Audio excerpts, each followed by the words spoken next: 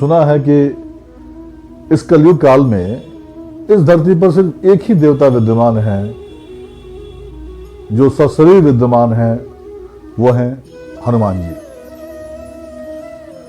अगर शास्त्रों की बात करें, अगर पूर्वजों के द्वारा कही गई कथाओं की बात करें, तो हनुमान जी को माता सीता और श्री रामचंद्र जी से अमरता का वरदान प्राप्त था। और सबसे बड़ी बात यह है कि यह अमरता का वरदान उन्हें कैसे प्राप्त हुआ, यह एक खोज का विषय है। हनुमान जी अमर कैसे हो गए? ऐसा क्या उन्होंने किया कि उन्हें अमरता का वरदान प्राप्त हो गया? आइए चलिए मिलकर इस सत्य की खोज करते हैं, एक साथ पता करते हैं हनुमान जी की अमरता के पीछे क्या कहानी है। अगर हिंदू धर्म शास्त्रों में वर्णित कथाओं की अगर बात करें तो हनुमान जी भगवान शिव के अवतार थे।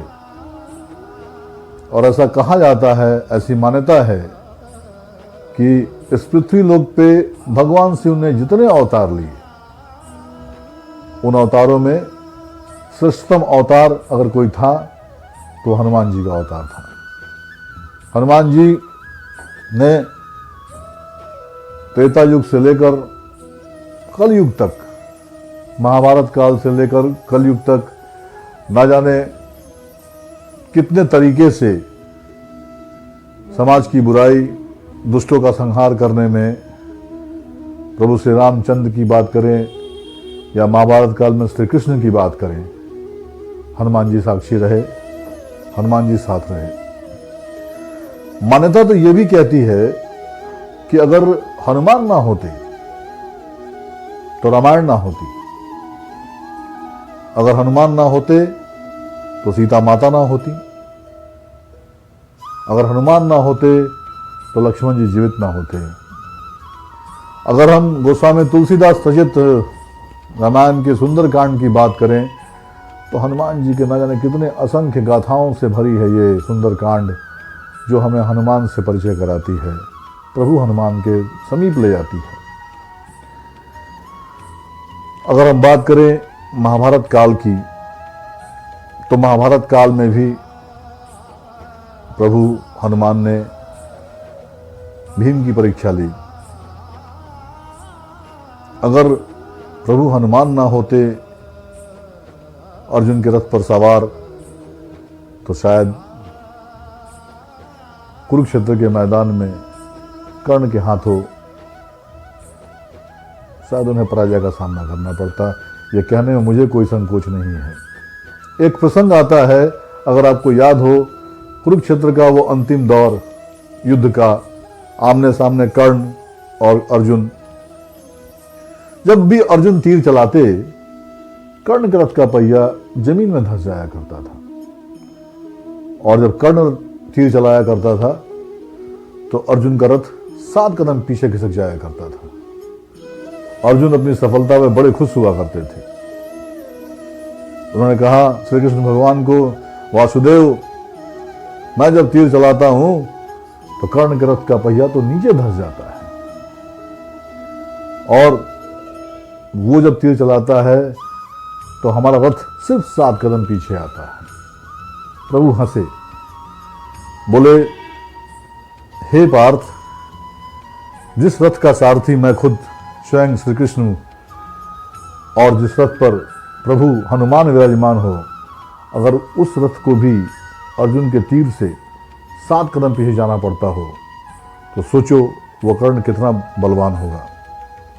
कहने का तात्पर्य यह है कि अगर हनुमान जी की ध्वजा और हनुमान जी का वास अगर उस रथ के ऊपर ना होता, तो हनुमान जी, तो अर्जुन ये जंग हार चुके होते।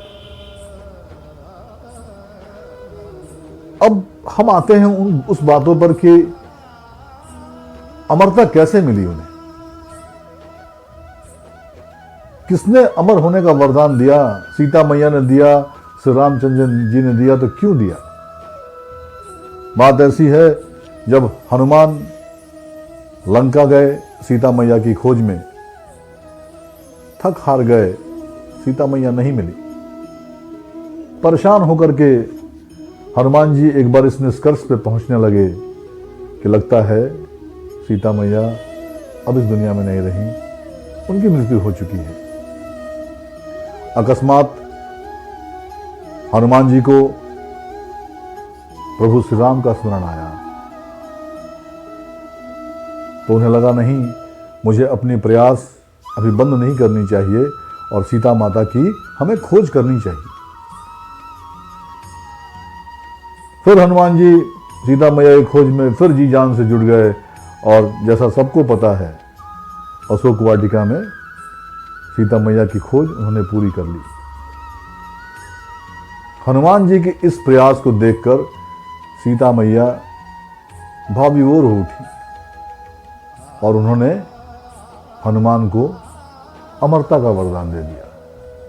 बोला, हे हनुमान, जब तक ये धरा है, जब तक ये धरती है, तब तक तुम इस संसार में विचरण करोगे और लोग तुम्हें याद करते रहेंगे। एक दिन की बात है,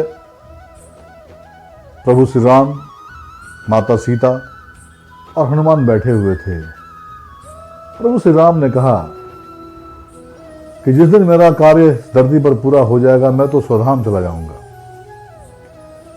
इतना सुनना था कि हनुमान जी की आंखें आंसुओं से भर गईं, अश्रुधारा बहने लगे, हनुमान जी रोने लगे।